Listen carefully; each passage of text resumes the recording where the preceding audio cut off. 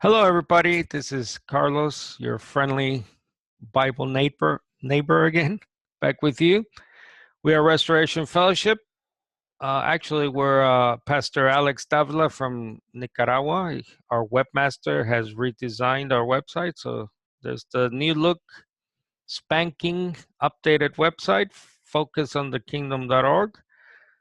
Today is April 26th. And if you want to know about us, just go to focusonthekingdom.org beliefs. And there you go. All right, today I have a special guest all the way from the Lone Star State, Ken LaPrade. Is that right? LaPrade. Yeah. LaPrade, sorry. Yeah, that's okay. Still trying to get used to the pronouncing the name LaPrade. We've known each other for many years, but I usually just call you Ken. Right.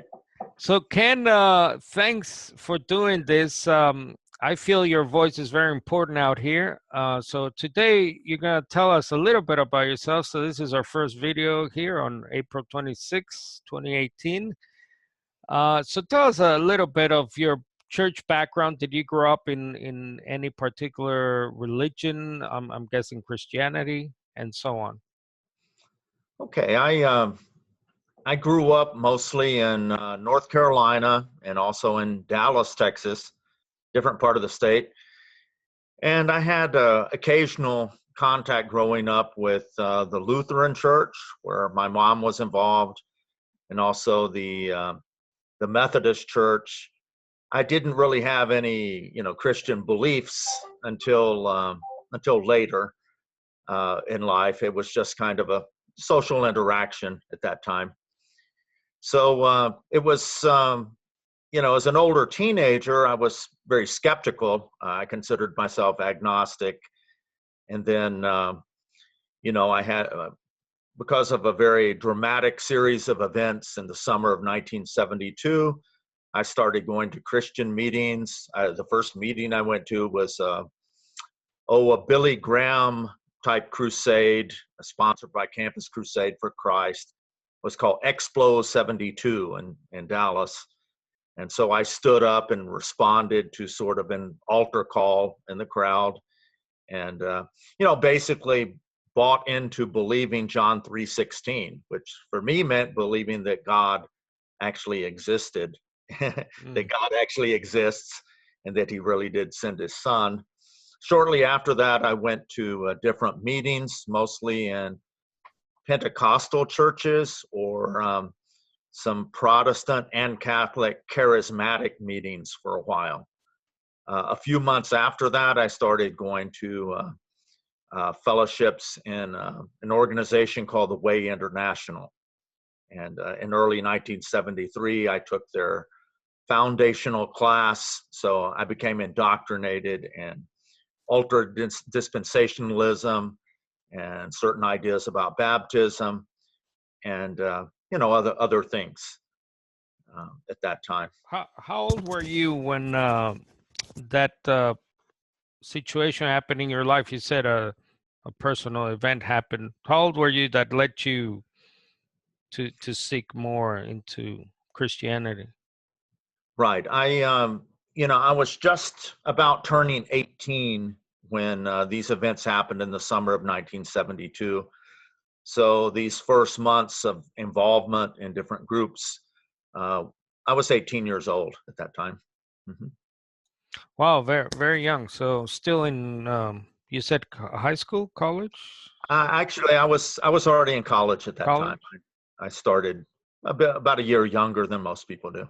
Mm-hmm. So you were, I guess, a nominal evangelical, would you say, in your early years? Yeah, I would say so. And then my affiliations became more exclusive, within the first year or year and a half of being involved in Christian meetings. Mm-hmm. So why what was it about Pentecostalism, which is tied to the Way International, right? The Way has a lot of the so-called all the time manifestations of the one Spirit and so on. What was it personally, if you could speak to what attracted you to Pentecostalism as a whole, I guess. Yeah. I think the main thing, quite frankly, the girl who invited me to the initial meetings I went to, his name's Holly Holder. She was a young lady actually visiting Dallas from a small town in Colorado. And I was captivated by her enthusiasm. She had been a young Christian for about a year, involved in Pentecostal groups. So by the time I linked up with meetings with the Way, I had already been at these meetings where people would do what supposedly spiritual manifestations. So the Way I thought of as very congruent with the former meetings I had been to just a few months earlier at different places in Dallas. Mm-hmm. Now, tell us a little bit more. A lot of people might not be familiar with the Way International, especially because nowadays it exists in a sort of fragmented form. It sort of split up in the 90s, I believe. So tell us about the old, I guess, the old Way International. What was the setup? There's a name that is very prominent connected to that organization. Right.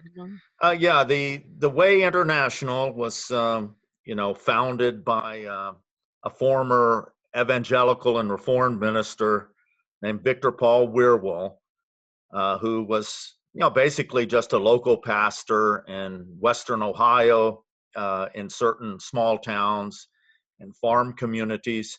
He wasn't very well known until starting in 1968, he filmed a version of his class. His class was very much focused on the idea of spiritual manifestations, but the class was, about a 36-hour class that would usually be run in 12 sessions during 3 weeks of time.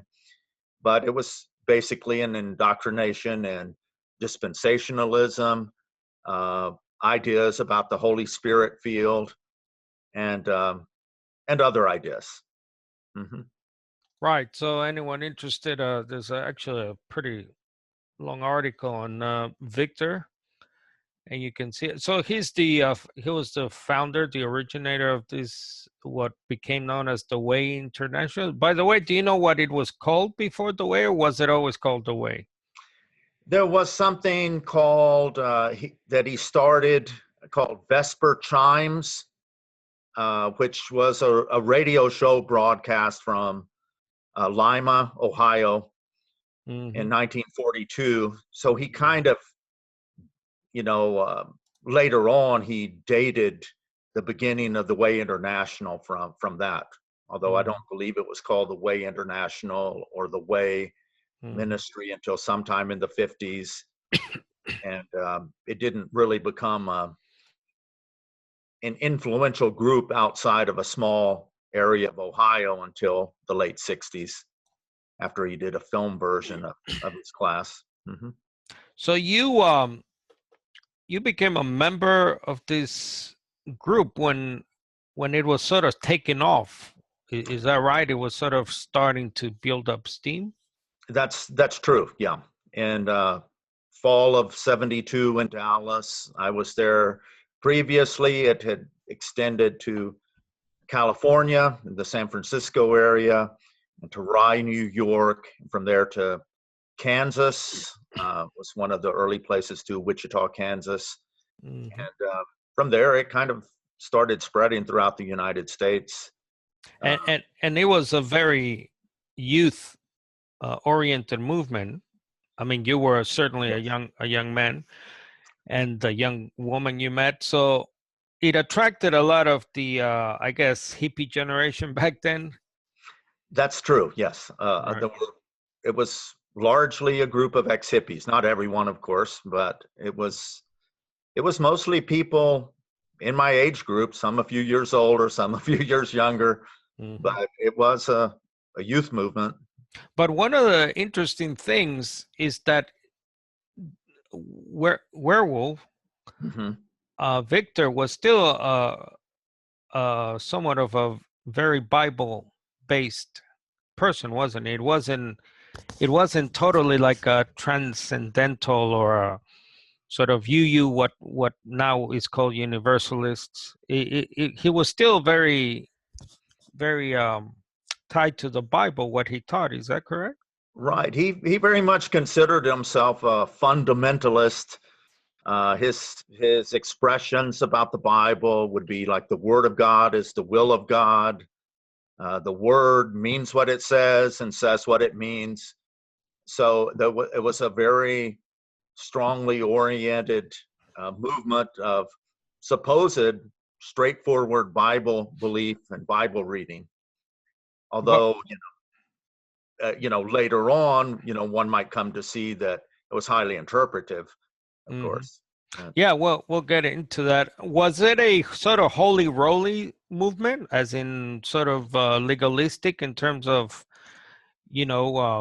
very legalistic when it came to things you could eat, you could drink, things you could do, or. No, it was not. It was not legalistic in that sense. Um, it was perhaps legalistic about right thinking, being on the same page as far as doctrinal interpretation. Uh, it wasn't very legalistic in terms of rules of behavior and Mm, things like that. Mhm. mhm. Um, Recently, we read a book called "The Cult That Snapped," Mhm. um, by a former Way International from probably the time you were there. Are you familiar with that book? Yes, I read that book about 3 months ago. I found out about it from a book review where So it you focused on the kingdom. you didn't even know this book existed until recently. Right, until about 3 months ago. Uh-huh. This book is Yeah. is I recommend it. I hope you do too. Mhm. It is shocking. It has some vulgarity out there for people. So it is offensive in that way, but I think it's one of the best things I've read. I mean, the Way International to me is still sort of relatively new, but would you say it's one of the best sort of inside looks into what was the cult, the not the cult, the Way International?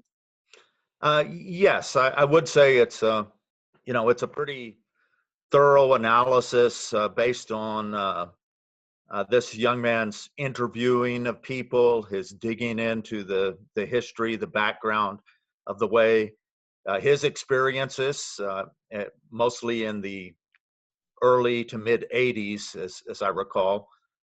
So I thought it was a good Mm, expose of what was going on in mm, the Way International before the time I got involved, throughout the time I was involved, and mhm. later on when the organization started to really fall apart in uh, in the 80s, in the mid to late 80s, Right. shortly after the death of Victor Paul Wierwille. The other two books that I read that I also just found about, one was called Losing the Way by Kristen Schedule. Uh, Mhm. and that is a very personal narrative. Her involvement in the Way was coincided almost exactly with mine. She probably got involved, a couple of years before I did. And she was, involved um, throughout the 70s and up through most of the 80s as well. Hers is a very personal narrative of the real manipulation and abuse that she experienced in the Did Way. you did you know her personally or Christian? No, I never met her personally. Okay. Her picture shows up in this old magazine article, Mhm. and so I recognized the picture of her. She was, in a core group that was started 1 year after my core group started. So I wasn't on, campuses at the same time she would have been. So I never met her personally. Mhm. Uh, The third book I've read, also, this was all since late December or so but the other book I found was called Undertow by Charlene Edge, whose former name had been Charlene Bishop. I believe I heard of her and her husband, but I didn't know her personally either. Right. But all these books we're showcasing, by the way, are pretty damning of the way internationally it's often described as a cult. Right. Now, one of the reasons it early on became known as a cult is because the group was a non-Trinitarian group. Is that correct? That's true. Yes. Were you growing up a Trinitarian? That's interesting. When I first went to charismatic and Pentecostal meetings, without any explanation, I assumed myself to be a Trinitarian because I would hear references to the Trinity. I never heard any explanations of it. Back at this time, I was, reading through the New Testament for the first time. I kind of had the naive idea that, oh, well, as soon as I get to the part in the Bible that explains the Trinity, then I'll know why I believe in the Trinity. I remember one time having, just a very naive teenager about biblical things. Had been a strong reader all my life, but I had never read biblical material, spiritual things at all. But I remember one time I was working at the campus library at SMU in Dallas, Texas, where I went to college. And I remember one time praying to God and having it in my head that I should give equal prayer time to each part of the Trinity. And so I tried doing that for a while, and I found myself just feeling so perplexed and so confused that I kind of threw my hands in the air and said, okay, God, I'm just going to talk to you, singular, as the singular person, until I learn more about the Trinity. Then later on, I remember I ran into one of my old hippie friends on the college campus, and this friend, she asked me why I was so radiant, why I was so happy looking. She had remembered me as being kind of dark and depressed when I had been, a hippie a year before. And anyway, we talked a bit, and she asked me, well, what's so unique about Jesus? And I was wearing a big cross around my neck and walking around campus trying to talk to people about Jesus. And I said, well, the difference about him, as far as comparing him to the Buddha or to Muhammad, is that he was God himself. And she looked at me kind of perplexed, with a perplexed expression on her face. And she wasn't being sarcastic at all. She says, I just don't get that, Ken. While he was praying in the Garden of Gethsemane, well, who was he talking to? Was he talking to himself or someone else? And wisely, I did not answer. I kind of shuffled that thought into the back of my mind. And really, I was very open to considering a non-Trinitarian view, which I heard a few months later, maybe in March of 1973. Interestingly, I did not know that the Way at that time was not a Trinitarian organization because they had no materials published on that subject at that time. But in their class, there was an explanation from John chapter 1 about in the beginning was the Logos, and the Logos was with God, and the Logos was God. And the idea that God could have his plan, which included Jesus, in his mind, his heart, his purposes, before Jesus came along as the Son of God. And just that brief explanation made a lot of sense to me. And from then on, when I would pray to God, I would pray to God in the name of Jesus, his Son, without really having any confusion about who I was talking to. So that was kind of a positive breakthrough for me. Mm. Although I didn't have, later on I studied the subject of, in a lot more depth on my own. But it was a relief to me to be able to distinguish between God and His Son.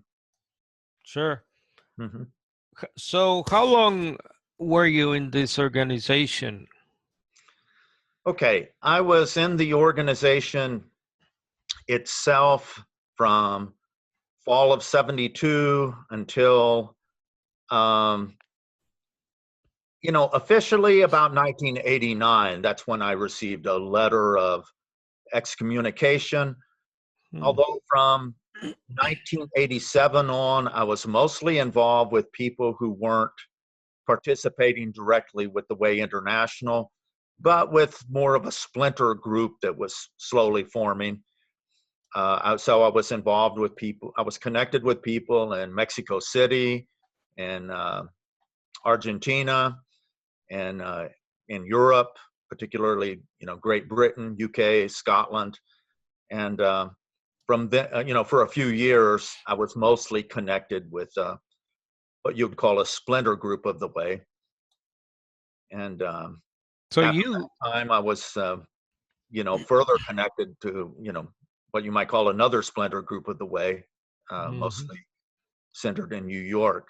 But so you pretty much were there through the ups and the downs of this short-lived, I guess, movement yes, in terms yes, of its heyday, and then now it's pretty much, as far as I know, maybe 1,000 strong, maybe maybe a couple of I churches. wouldn't have any idea. So at that time, it Hmm. was a pretty big movement. So do you know the numbers we're talking in its heyday of the Way?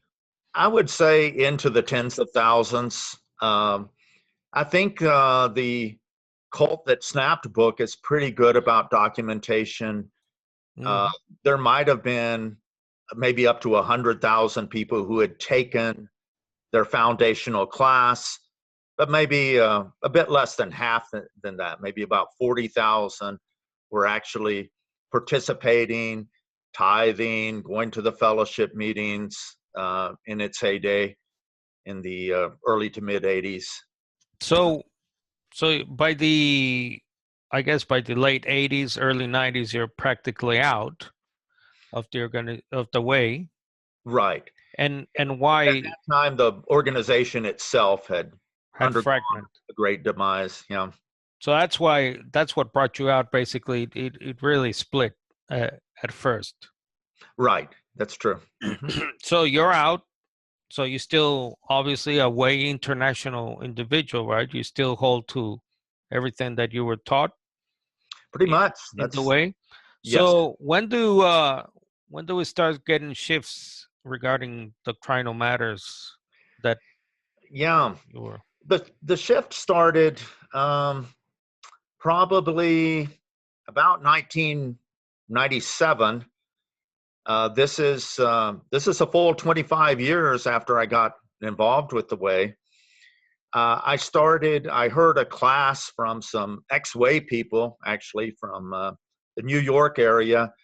Um, some teaching called The Heart of Christian Living, which basically was a teaching about the importance of obeying Jesus's uh, ideas from the Sermon on the Mount. And that was radically different from, I mean, it sounds silly to tell you that a Christian uh, comes to a dawning awareness after 25 years that we ought to obey Jesus's teachings. I know how silly that would sound to most people, but had been so strongly been indoctrinated to relegate Jesus's teachings to a former dispensation, a former time period, and to be mainly addressed to Jews who were alive before the day of Pentecost, and a teaching that would be replaced at some point after the day of Pentecost.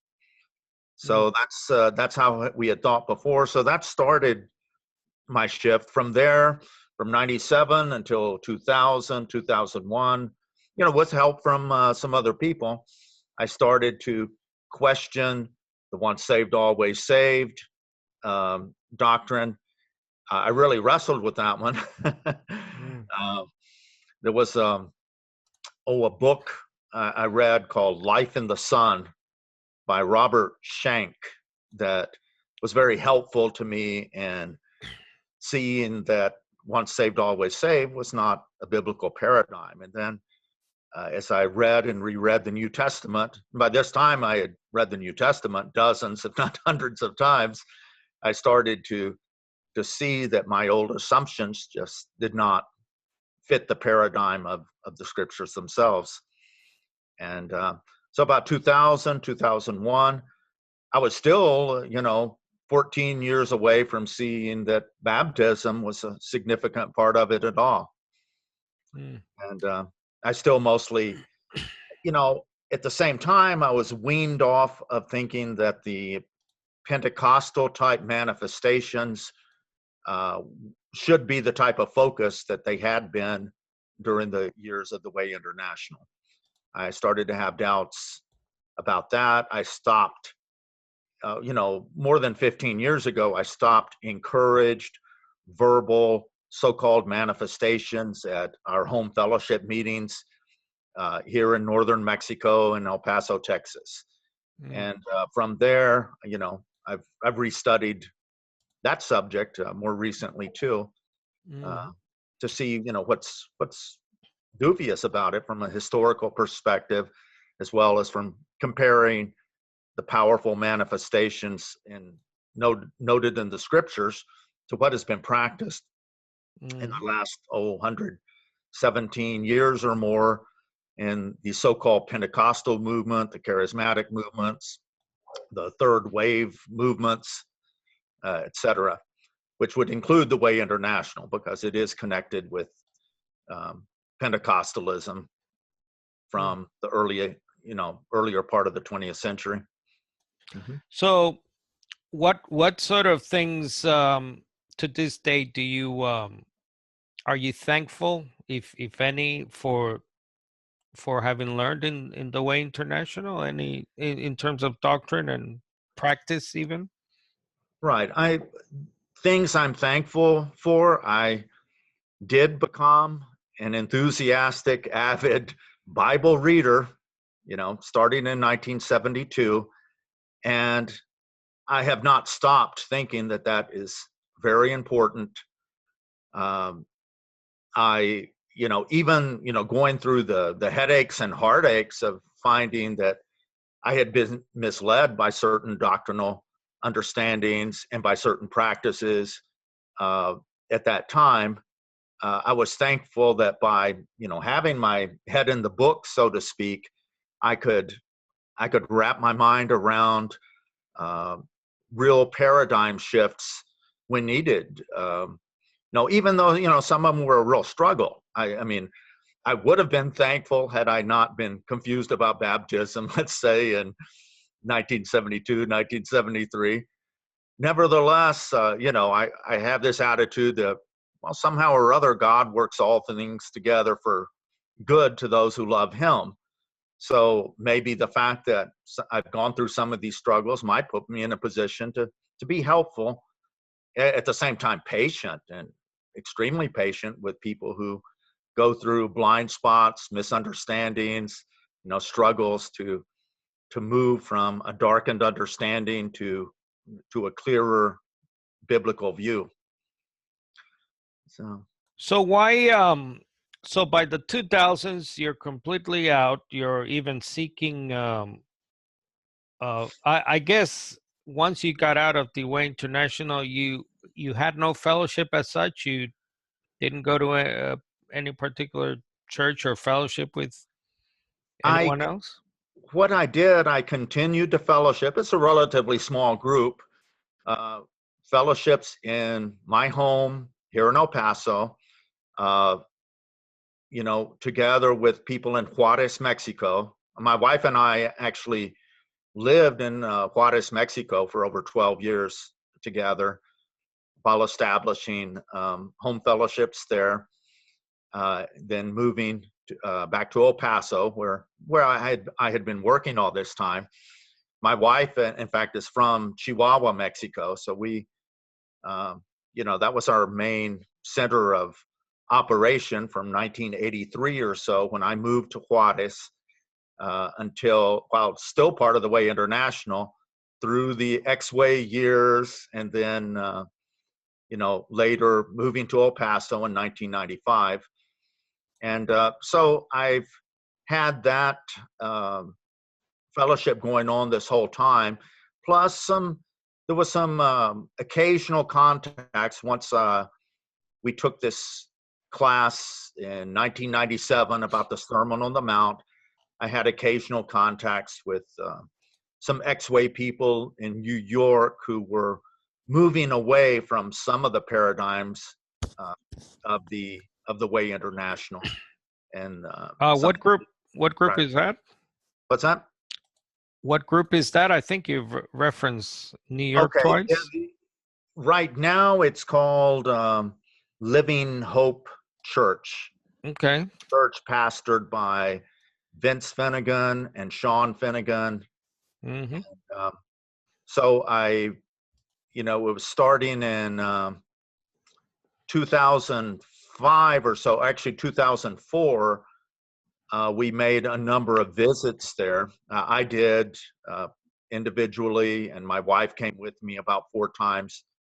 But for about 12 years, we made regular visits. So this is one of 2, as far as I know, main splinter groups from the Way. You have this one, and you also have. Are you familiar with Spirit and Truth Fellowship International? I am familiar with Spirit and Truth. I've never actually. I've looked at their website a couple of times. I got a book about monotheism from some of the founders of that group, which I read years ago. I've never really kept up with how their group has progressed, although just recently I've seen.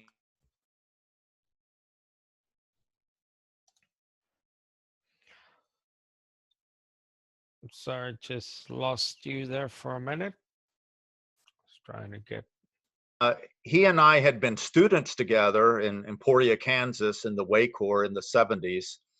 So I knew him and his wife, who was his fiance back then, back in the mid to late 70s. But I've never really had contact with that group since they splintered off. The most well-known man of that group was named John Lynn.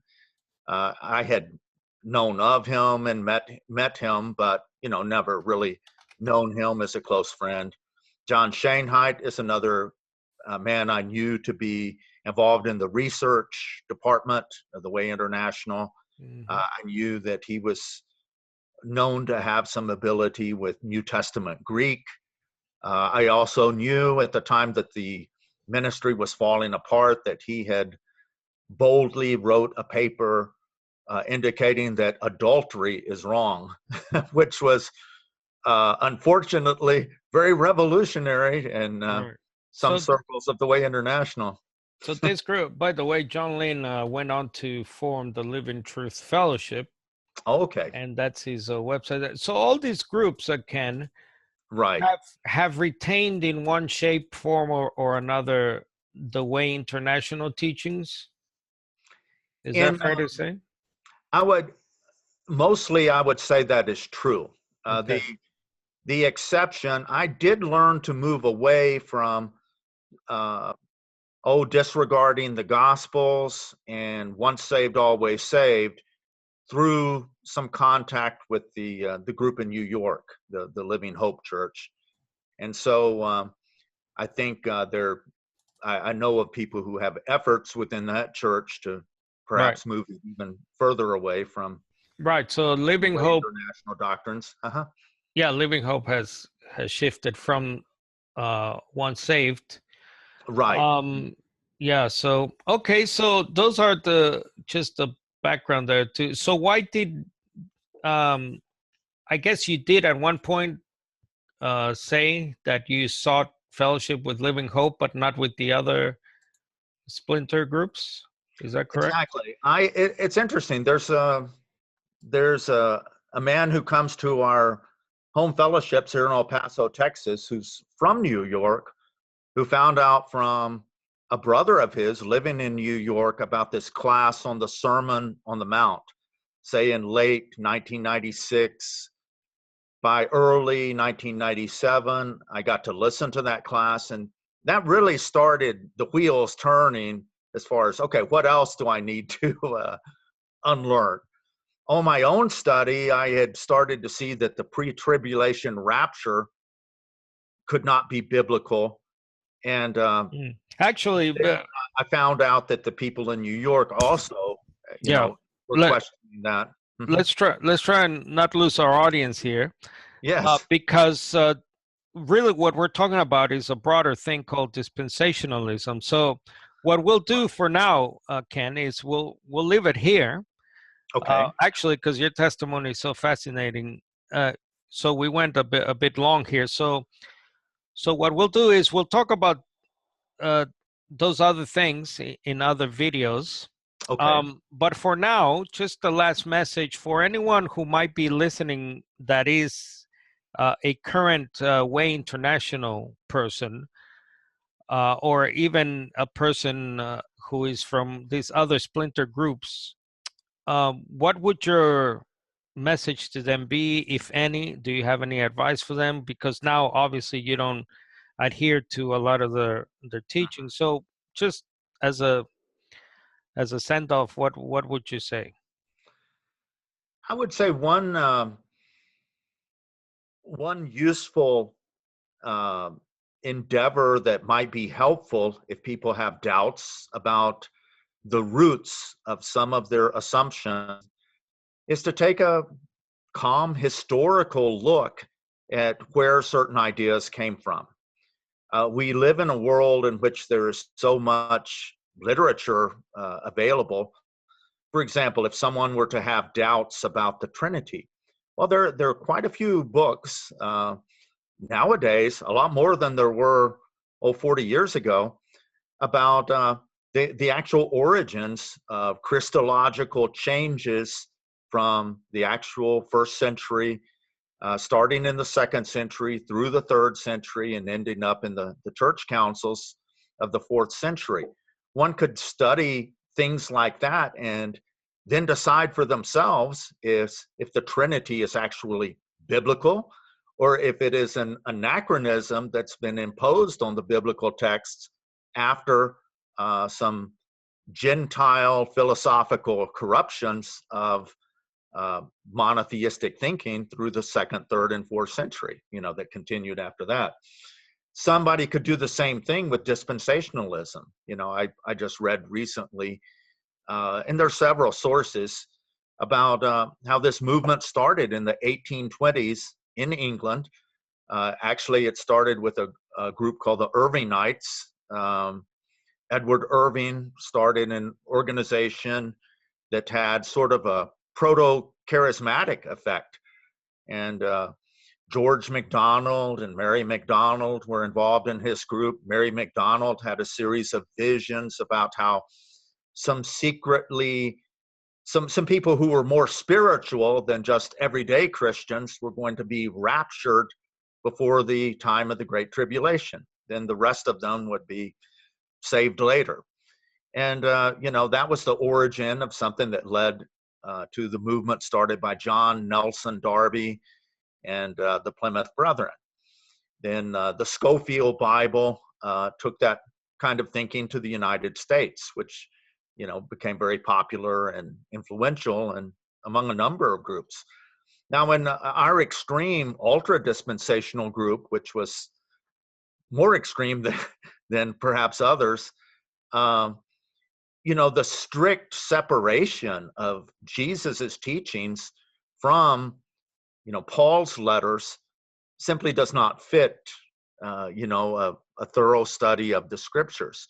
If one were to realize that that type of thinking was something invented really in the early 19th century, and that is being anachronistically imposed on the New Testament, that might help them not to divide the scriptures in that way while thinking that is a right dividing of the word of truth.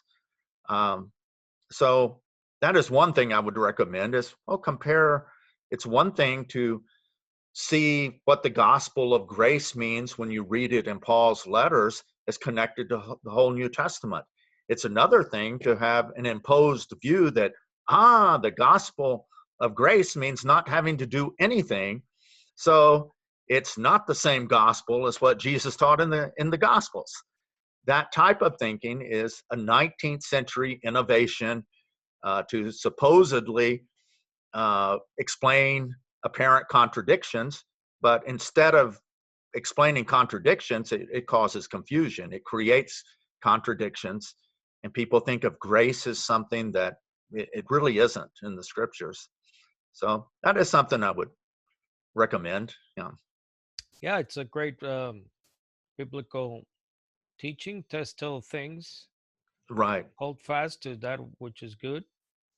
And Exactly. okay, Ken, thanks a lot for your time. And actually, we'll leave people with this bit of advice from John himself.